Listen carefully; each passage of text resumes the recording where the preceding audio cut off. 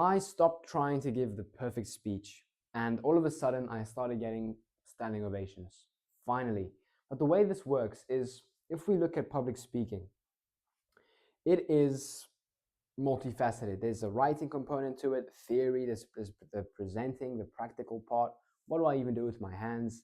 If you're wondering that, then there's also a mental part, a psychological part. And thanks to this little hack I've used, it has helped me speak in front of 2,000 people like at least 30 times with relative ease. It's helped me win public speaking competitions. It's helped me receive a few standing ovations, which I've been quite quick to mention. So what is it? Essentially, there's something called a law or art of detachment. And there's two things we can detach from. In today's video, I'll talk about the one. We can detach from the outcome. And I'll make another video talking about how we can detach from the people. So when we detach from the outcome, I'm not going to write too much in this video, by the way. I'll just be talking here. Detaching from the outcome, what that means. Essentially, let me write a bit. There's essentially two outcomes that can happen.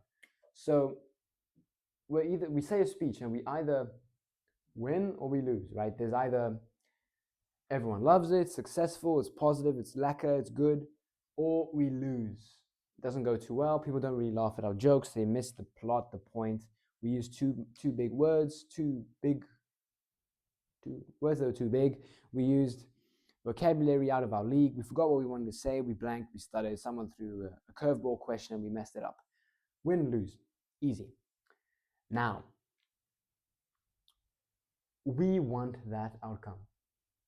But in order to get that and to climb up this staircase of victory or the pursuit of victory, we need to be prepared, and we have to accept the quite real possibility that we could also lose.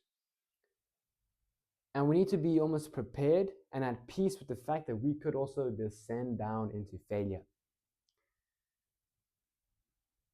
Because only once we are truly at peace and truly accept the fact that we can lose. If we can put ourselves in the shoes of a Luca, where he is a failure, where he says a speech but it doesn't bang, where the people don't connect, where it doesn't really work or go to plan or go well. If we can look at that and still tell ourselves, you know what, regardless of what happens, I'll be okay. It's only once we fully accept the lose, the failure, the unsuccessful outcome or undesirable outcome, that we can truly speak freely.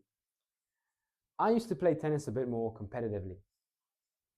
Than what I am playing at now. Now just recreational. So there'd be times when I'm playing a match and I'm losing really badly.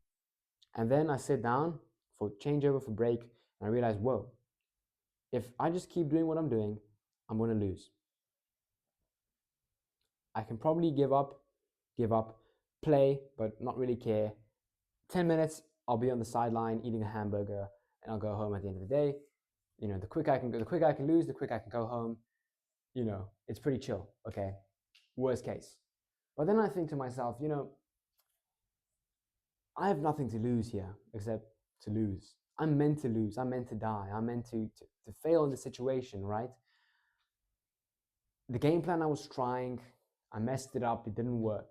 There's no pressure to stick to a game plan. There's no pressure to turn out, you know, to switch the outcome here. There's no pressure at all. I'm meant to lose. It's only in that moment, in that acceptance that, hey, you know what? I'm going to lose one way or another. Only then can I play freely. Then I scrap the idea, I scrap the game plan, I scrap my thoughts. I don't have to think about where am I going to hit the ball, where am I serving. I just start playing.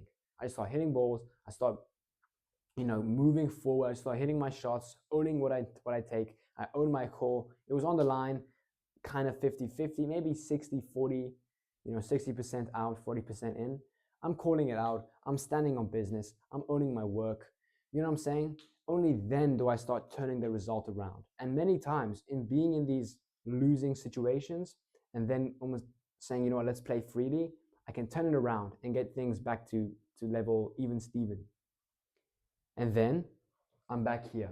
So I was here. And only then when I'm free and I say, you know what, I'm going to lose, I can play free now. I go here.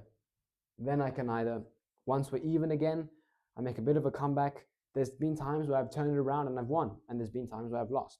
But that possibility of somehow making a positive outcome over what is almost definitely a negative, unsuccessful outcome, that's a positive trade. That is something we want to do.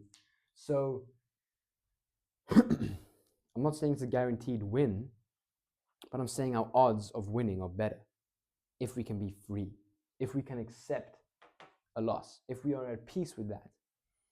I used to be a bit more into this spiritual law of attraction kind of stuff.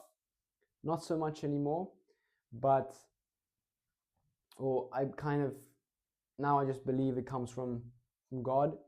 But before I thought it was, some universe kind of thing. Just two different approaches, I guess. Then what they would often talk about in their teachings is you have to be at peace. You can't pedestalize the desirable dream that you want to manifest, and you can't you have to be at peace without having it. If you want money, you can't put money on a pedestal, so you have to be even Steven, and then you have to be at peace without having money.